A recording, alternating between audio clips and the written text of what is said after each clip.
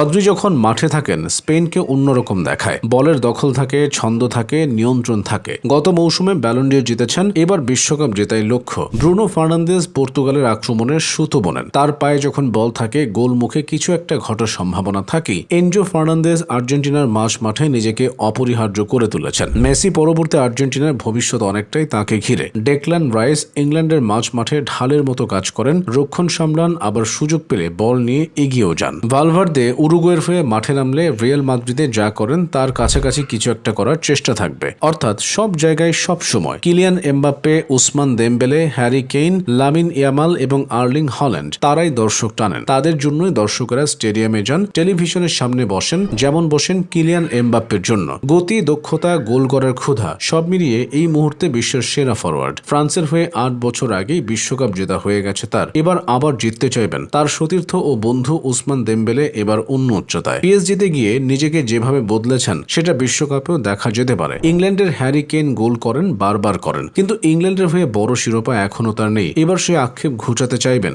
স্পেনের Lamine Yamal মাত্র 17 বছর বয়সে ইউরোর মঞ্চ মাতিয়েছিলেন। এবার বিশ্বকাপে কি করবেন সে উত্তরটা খুঁজছে গোটা ফুটবল দুনিয়া। আর নরওয়ের হল্যান্ড প্রতি মৌসুমে 30 থেকে 40 গোল করা সময়ের অন্যতম সেরা স্ট্রাইকার। বিশ্বকাপে কি দেখাবেন সেটা দেখার অপেক্ষায় পুরো দুনিয়া।